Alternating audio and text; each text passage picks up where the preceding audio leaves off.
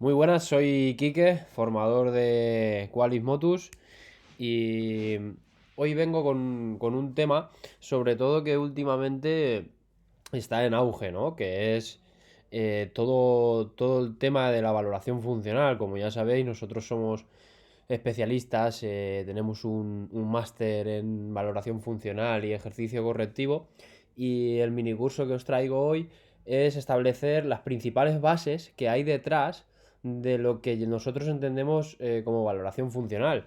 Porque si yo pregunto eh, qué es la valoración funcional para vosotros, para ti que estás detrás de esta pantalla viendo este vídeo, lo primero que tendemos a asociar es la palabra valoración a vamos a medir algo, ¿no? Sea un test, sea lo que sea. Y funcional, aquí ya nos aparecen más dudas, ¿no? Porque el término funcional nos acompaña desde ya hace, podemos decir que tiempo que se ha sentado este término de funcional, ¿no? Ahora todo es funcional, o si no es funcional no vale, pero realmente cuando nos sentamos delante de esta palabra y nos preguntamos qué es, ¿sabríamos definirla? Pues vale, queremos empezar por ahí. Entonces, para nosotros, lo que llamamos valoración funcional, nos referimos, y Gray Cook lo definió muy bien, es simplemente una metodología para ver en un movimiento concreto por dónde están saliendo las fugas, ya sean de fuerza, sea de lo que sea, pero por dónde están apareciendo esas limitaciones, ¿no? Y también define otra cosa. Esa palabra funcional, él lo habla como un movimiento que sea comúnmente usado, como vemos aquí, ¿no? Entonces, que quede claro eso. Lo que vamos a ver es desequilibrios en estos movimientos y vamos a ver cómo lo hacemos. Y por otra parte, cuando hablemos de funcional, vamos a ver que es un movimiento comúnmente usado, ¿vale? Otra definición de funcional o si nos vamos hacia entrenamiento funcional podría ser que son ejercicios o movimientos que se hacen en la vida cotidiana, ¿vale? No quiere decir más que eso, sino que esos nosotros nos referimos a los patrones fundamentales de movimiento que tiene una persona, lo que subyace, cómo se mueve y por dónde nos vienen los déficits. Y a partir de ahí avanzaremos, ¿vale? Entonces, con esto solo queremos ver dos cosas. Una, vamos a ver en esos movimientos qué tejidos pueden estar generando dolor, ¿no? Porque te viene una persona y dice, me duele un hombro. Vale, pues habrá que ver si el problema es, siempre que mueves el brazo, hace, no, solo cuando muevo el brazo hacia arriba y en máximo rango. Vale, pues eso ya cambiará la manera de evaluar, ¿vale? Simplemente ver qué tejidos nos están restringiendo. Y por otra parte, vamos a ver una cosa muy global, que es una de los trabajos más difíciles. Identificar en un movimiento global, ¿no? Ejecutado en vivo y rápidamente qué nos está fallando. O también podemos usar el método de grabación o podemos usar diferentes herramientas. Pero sobre todo identificar en un movimiento global qué está fallando. Y ahí ya no nos podemos parar a decir, ¡buah! Les tiene un fallo en la dorsiflexión de tobillo. Ojo, ¿vale? Que podemos encontrarnos dentro de los patrones de movimiento disfunciones que se mantienen en el tiempo a causa de X. Entonces, primero vamos a detectar, ¿vale? Entonces, a partir de aquí, dentro de los sistemas de evaluación, que es una cosa que vamos a ver hoy desglosadamente, tenemos dos partes. Una, todo lo que usemos a nivel cuantitativo, es decir, cuánto flexiona esta rodilla, cuántos grados flexiona, cuántos grados flexiona este tobillo, esta cadera cuántos grados rota, ¿vale? Todo lo medible. Y por otro lado, los aspectos cualitativos. Vale, en presencia de esta flexión dorsal de tobillo, está muy bien que tenga X grados, pero cuando yo consigo estos grados, ¿qué está pasando en el resto de componentes? ¿Vale? Es decir, qué está pasando a nivel de rodilla y qué está pasando a nivel de cadera. Lo que quiero saber es que cuando tú demandamos una flexión dorsal del tobillo, ¿vale? Sobre todo lo solemos hacer en carga cuando hablamos de movimiento global, es qué está pasando alrededor. Porque eso me va a decir que si tenemos que llegar a 20 grados de dorsiflexión de tobillo, y cuantitativamente podríamos decir que está bien, a la hora si estamos valorando la marcha, pero si vemos que hay una basculación de la pelvis, a nosotros lo que nos va a interesar es eso, es esa parte cualitativa donde nosotros vamos a poder incidir. Y esto es algo que tiene que quedar muy claro porque muchas veces nos dejamos ir por la parte cuantitativa y nos da igual todo lo demás. Es como, por ejemplo, si levanto una carga en peso muerto y veo que esa espalda te parece una media luna, está chepando y está chepando con una carga del 70%, de un 80%, de un 60%, la medida cuantitativa nos empieza a cojear un poco, ¿vale? Porque luego nos puede falsear datos en los test y el más común es el de la dorsiflexión, ¿no? Entonces, nosotros cuando analizamos a un individuo, sobre todo vamos a empezar en una observación real, ¿no? Porque queremos ver qué tarea está realizando y en qué entorno está ejecutando esta tarea, porque no es lo mismo que yo demande una flexión dorsal en un entorno cerrado, en sala, que cuando va a hacer una mecánica de sprint en un campo, si por ejemplo es un jugador de fútbol y hace un desmarque y vemos que hay una demanda en esa dorsiflexión y nos está fallando, ¿vale? Entonces, quiero ver de qué manera se comporta ese pie por donde nos ha venido ese problema en diferentes contextos, ¿vale? Y esto es algo que tiene que quedar claro, porque muchas veces trabajamos mucho trabajo de dorsiflexión en sala y luego cuando lo sacamos a su entorno real, hay ahí un paso que parece ser que no sabemos bien, no funciona. Es decir, mira que he trabajado la dorsiflexión, pero es que lo saco al campo y sigue haciendo el apoyo mal. Y no quiere decir que él lo quiera estar haciendo mal, sino, o que no quiera estar haciéndolo bien, sino que nos hemos saltado un paso. Y simplemente con decir, pon el pie así o baja el culo o pasa la rodilla a la punta del pie, no lo vamos a conseguir. Entonces vemos que está la primera relación entre esa observación cuantitativa y esa relación cualitativa. Sobre todo lo quiero ver en diferentes entornos y para diferentes entornos y diferentes tareas un sistema de una metodología nos vendrá mejor o peor, ¿vale? Entonces, a nivel cualitativo, queremos entender las demandas del individuo desde una perspectiva global en diferentes tareas y entornos, ¿vale? Como he comentado. No me sirve solo analizar en pasivo una dorsiflexión y ver que está bien y luego cuando le metemos carga, chafa en el suelo. Hago un lunge y eso me está fallando por todos lados. Y luego si quiero hacer un salto y un aterrizaje dentro de un entrenamiento de fútbol, vemos que eso es un desastre. Vale, eso es lo que realmente me importa. No solo evaluar en pasivo. Entonces, a partir de aquí definiremos las herramientas, ¿vale?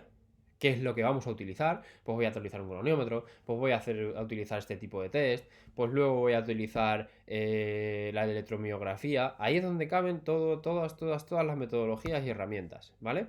Y sobre todo, a destacar, muy importante, y es una de nuestras banderas, la metodología observacional. ¿En qué consiste esta metodología observacional?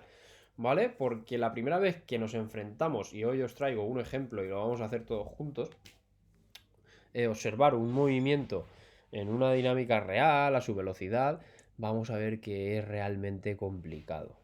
¿Vale? Entonces, el primer paso que vamos a hacer es identificar. Sobre todo, porque necesitamos observar los patrones de movimiento atentamente, así como los elementos que lo soportan. ¿Esto qué quiere decir? Cuando hablamos de un patrón de movimiento, vale, ¿en qué me fijo, no?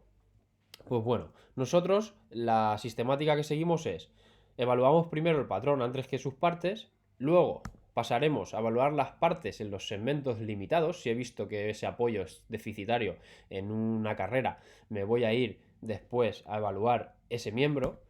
Después trabajaremos sobre las partes específicas, pues vamos a ver el miembro. ¿Qué ha fallado, la cadera o el tobillo? Trabajaré sobre lo que esté fallando, ¿vale? ¿Y qué hago después? Pues nada, vuelvo al patrón otra vez, porque si hacemos el trabajo específico y me paso mucho tiempo realizando el trabajo específico, que en esto José Nuño y en las fases del trabajo correctivo ha hecho un minicurso sobre la fase de aprendizaje y veréis como que lo primero que dice, a lo mejor él pasa en la fase de aprendizaje 10 minutos y directamente se va a la construcción de un apoyo integrando cadenas, ¿vale?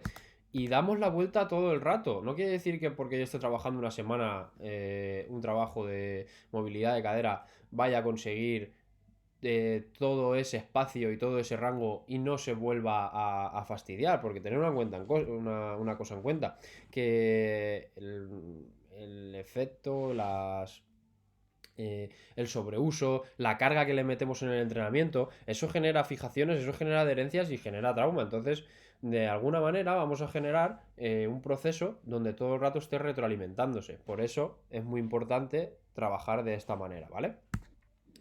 A partir de aquí, quiero cambiar el concepto de lo que es pasar una simple batería de test a que generemos nuestro propio sistema de evaluación. Y yo hoy os traigo las claves para generarlo. Entonces, lo que quiero es que le demos sentido. Primero, ¿para qué queremos evaluar? ¿Es lo mismo evaluar a un futbolista que evaluar a un jugador de básquet que evaluar a un skater de descenso en downhill? Vale, la respuesta es no. Entonces, si sabemos que no, lo primero que tenemos que analizar es las demandas de ese contexto. O sea, si hay mucha carrera de sprint, si hay mucho cambio de dirección, si hay mucho salto, qué patrón me está demandando, si es más de triple flexión extensión, si me demanda mucho a nivel de rotación de tórax, establecer una relación, es decir, vamos a seguir una guía donde luego este sistema de evaluación tenga sentido, porque pasar 30 test, ¿creéis que va a ser, va a facilitar nuestro trabajo? Yo puedo pasar 5000 test, ¿vale?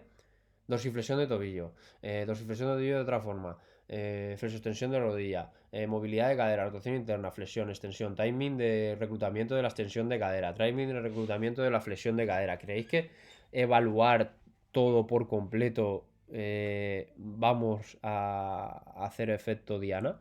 ¿O realmente estoy acumulando información por acumular? Porque luego tener en cuenta que lo que tenemos que hacer es relacionar esa información, porque si no nos quedamos como al principio, no tengo nada, simplemente tengo 1000 tipos de test, que a lo mejor en uno me salta el tobillo y en otro no me salta el tobillo, y entonces ya tengo el problema. ¿De dónde viene este problema de apoyo? ¿Viene de la cadera? ¿Viene del tobillo? ¿Viene de la rodilla? ¿Viene de la pelvis? ¿Vale? Para evitar esos problemas. Después, vamos a ver qué test y qué herramientas utilizamos, como he comentado antes. Y aquí tenemos que ser súper precisos. Pues bueno, a lo mejor en fútbol me interesa hacer un CMJ o me interesa también evaluar un Hurdle Step Glute Test porque la mayoría de la demanda de apoyo son asimétricos. O me interesa también analizar un sprint. ¿Vale? Todo eso. Establecer las herramientas. Una guía.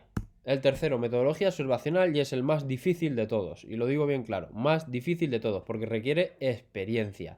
Porque al final un test, tienes los ítems, tienes su validez, tienes sus referencias, pero la metodología observacional, la herramienta principal es el ojímetro, ¿vale? Es decir, nuestro ojo, nuestra capacidad de percibir qué está pasando en ese movimiento en el espacio.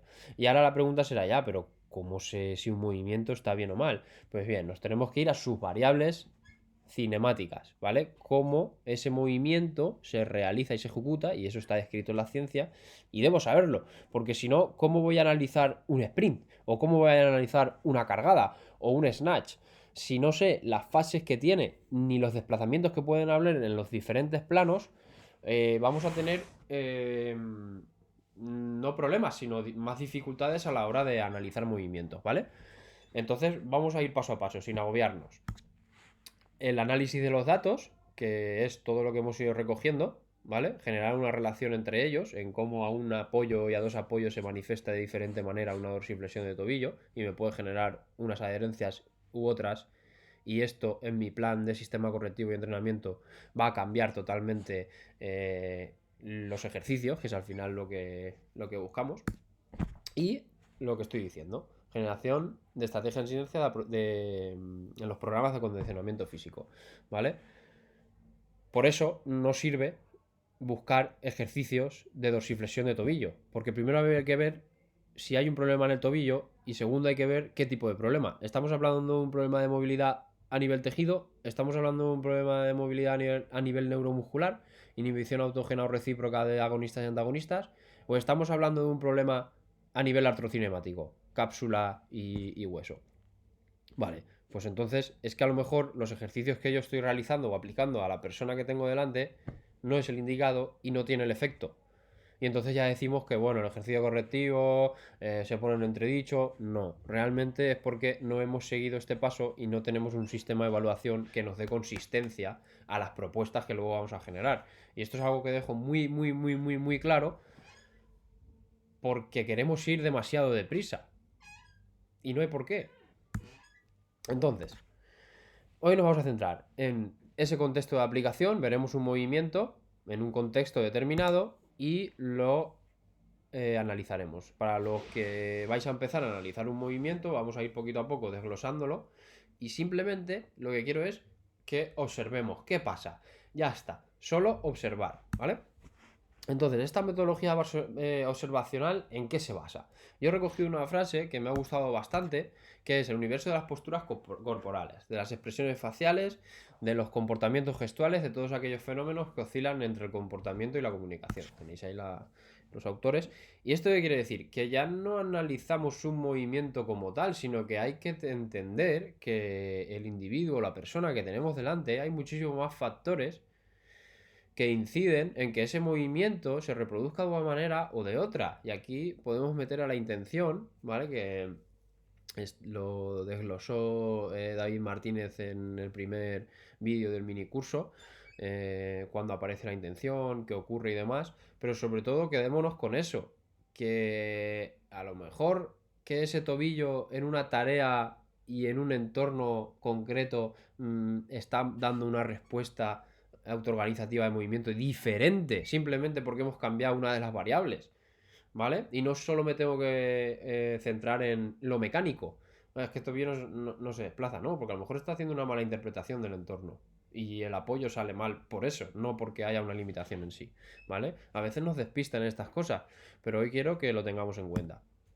Entonces, ¿en base a qué? Nosotros definimos los componentes activos de un patrón de movimiento. Cuando yo observo, ¿en qué me tengo que fijar? ¿Cuáles son los indicadores en los que me tengo que fijar? Pues el primero es la postura, y más importante, la seña identificativa de este movimiento. Porque si yo ahora os digo, si os pongo una postura de un atleta de aceleración de carrera y otro de un atleta de carrera de una 10K, ¿me sabríais diferenciar qué tipo sería cada uno? Vale, la respuesta es sí, pero ¿por qué? Pues eso da respuesta a la segunda determinación que hicimos, que es el ROM funcional. Es lo que nos va a dar la variabilidad en este movimiento, los ángulos articulares, el posicionamiento de la cadera, el posicionamiento del tronco, cómo se va a gestionar la fuerza desde el suelo hacia arriba, esa transferencia de fuerzas que llamamos, ¿vale? Y cómo se va a relacionar esto, que da respuesta al timing coordinativo, cómo se sincronizan y coordinan los segmentos, si un movimiento es en una base asimétrica, si cuando aplico fuerza tiene que disipar en el hombro y tiene que transmitirla hacia el hombro, si simplemente necesito una isometría de piernas y con el tronco y los brazos tengo que hacer otra cosa. Todo ese tipo de trabajo de cadenas musculares y por consiguiente la gestión de fuerzas, muy importante, porque solo nos centramos muchas veces en trabajo de producir fuerza, pero claro, existen tres planos de movimiento y por predominancia el plano frontal y el plano transversal son mínimamente trabajados, y cuando digo mínimamente es que nos centramos en todo trabajo de producir sentadilla pesada, zancada, pero a nivel de sacarle el jugo a la estabilización y resistir fuerzas, ¿vale? Porque si nos damos cuenta, si queremos montar la casa, empezamos con una base sólida, lo primero que solemos hacer que es isométricos posicionales. Pues con los planos pasa un poquito parecido. Hay un plano que tiene más predominancia a estabilizar fuerzas, otro a transmitirlo y otro a producirlo, ¿vale? Sobre esto hablaré, sobre todo en el plano transversal, en el próximo minicurso que traeré, que será sobre Gary Gray y los complejos primarios, donde vemos cómo interactúan los planos en dinámico, cómo ese plano sagital, qué predominancia tiene, cuál es la predominancia del plano frontal y la arquitectura muscular, todo eso, ¿vale? Lo analizaremos. Entonces, en base a esto, vamos a observar qué está pasando en este movimiento, ¿vale? Uno, nos fijamos en esto, y dos, ya iremos a desglosar cómo es esta mecánica y qué fases tiene, ¿vale? Entonces, hemos llegado ya al punto donde vamos a analizar una mecánica. Es un full snatch y vamos a ver qué ocurre, ¿vale? Yo le voy a dar al play y entonces Aquí vemos como la carga, un ham squat snatch, perdonad. Y vamos a ver qué ocurre. Vale. Otra vez. Vemos el movimiento. Y otra vez. Vale. Y lo voy a dejar ahí. Entonces, vale, sé que no habéis visto nada. O algunos habréis visto algo, que la barra se ha ido un poco y demás. Porque aparentemente, si nos fijamos, digo, bueno, pues está bien. La tarea se ha completado con éxito. Ha hecho 3 repeticiones, baja y sube la barra. Vale. Ya os digo, esta persona nos indica dolor. Dolor en hombro derecho. Sabiendo que tiene un dolor en el hombro derecho, ahora ya nos hemos fijado todos en el hombro derecho. Vale, lo primero que vamos a hacer es establecer las líneas de plomada. Entonces, puntos clave. La línea de los pies. Vamos a observarnos en los pies. ¿Qué está pasando? Línea de rodillas. Línea de complejo lumbopélvico cadera. La línea escapular. La línea de hombros. ¿Vale? Todo eso. Y voy fijándome. Y entonces, le doy en la primera repetición. Pues venga, voy a fijarme en los pies. Sobre todo, vamos a ver qué pasa. Empieza y vemos cómo los abre. Y ya está. A partir de ahí vemos pues uno más cerrado y otro más abierto. Ya veremos por qué. ¿Vale? Simplemente nos fijamos en esto. Sobre todo desde esta visión posterior, lo que vamos a ver es movimientos. Si trazamos una línea por aquí y otra línea por aquí y otra en el medio, vamos a ver movimientos en este plano, ¿vale? Plano frontal hacia afuera. ¿Qué está pasando? Entonces, una vez tengo esas líneas, pues veo a nivel de complejo núcleo de cadera. En las rodillas lo único que voy a poder ver es si una está más alta que otra, que tiene relación con este complejo. En los hombros puedo ver si uno está más alto que otro. En la línea de las escápulas, como tiene camiseta, tampoco vamos a ver mucho, pero también es bueno establecer una línea. ¿Vale? Y a partir de aquí, los miembros. Importante. Vamos a analizar los miembros como parte global. ¿Qué hacen los brazos? ¿Cómo están? ¿Vale? Pues puedo ver que este está empujando un poquito más, ¿no? Que está soportando el brazo izquierdo, incluso tiene un poquito más de apertura, es lo que puedo ver. Las piernas, pues bueno, aquí puedo ver, bueno, me voy un poquito más ahí abajo. Puedo ver como una está más orientada hacia afuera y la otra menos, incluso el reparto de la carga lo tengo hacia la izquierda. Y a nivel de tronco, ¿qué está pasando en el tronco? Pues bueno, si vemos aquí, lo único que podemos ver es, a lo mejor podemos intuir que hay una rotación, pero deberíamos ver otra vista, ¿vale? Deberíamos establecer otra vista y ya está.